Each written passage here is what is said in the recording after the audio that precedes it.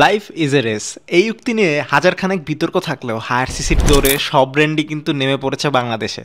আর এই দৌড়ে সুজুকি কিছুটা দেরিতে আসলেও মার্কেটে বাইক সাপ্লাই দিতে কিন্তু একদমই দেরি করে নেই তারা। বাইক লঞ্চ করার প্রায় সাথে সাথেই কাস্টমারদের হাতে ডেলিভারি দেওয়া স্টার্ট করেছিল সুজুকি SF250 এবং জিক্সার 250।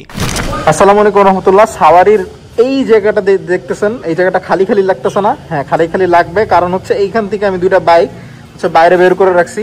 বাইক দুটো হচ্ছে 250 সিসির বাইক, আর যেটা দেখতেছেন ওইটাই।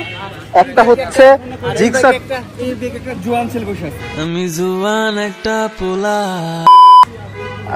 আচ্ছা, একটা হচ্ছে SF250 আর একটা হচ্ছে জিক্সার 250। তো দুইটা বাইকে এখন হচ্ছে সাওয়ারিতে অ্যাভেলেবেল। আর এই যে একটা জওয়ান ছেলে বসে আছে জিক্সার SF250 উপরে। তো চলেন আমরা একটু দেখি চালা এটার কি অবস্থা, মানে কোনটার কি অবস্থা। এটা একটু বেশি কিলোমিটার রান করছে আর এটা একদম নতুনের মতো।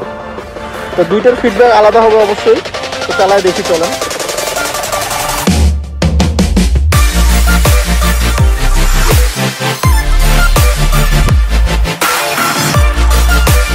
প্রেমী সবাই কিন্তু নতুন নতুন অভিজ্ঞতা নিতে পছন্দ করে, এবং 150cc এতদিন ধরে ইউজ করার পরে 250cc-টা কেমন হবে সেটা নিয়ে সবাই অধীর আগ্রহে ওয়েট করতেছিল। তবে 150cc জিক্সার চালানো বাইকারদের কাছে এটা নিয়ে একটা মিশ্র প্রতিক্রিয়া থাকাটাই স্বাভাবিক।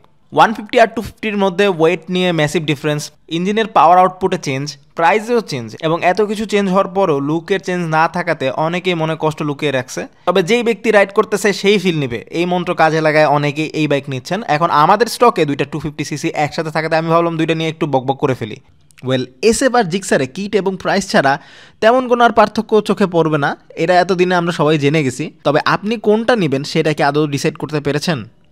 আমাদের স্টকে থাকা জিক্সার SF250 বাইকটা রান করেছে মাত্র 560 কিলোমিটারের মতো। তবে SF250-র সাথে 2 বছরের ব্যাংক জমা দেওয়া আছে। যদি একদম ব্র্যান্ড নিউ কিছু নিতে চান তাহলে এইটা সাউরিতে এসে একবার টেস্ট রাইড দিয়ে দেখে যেতে পারেন।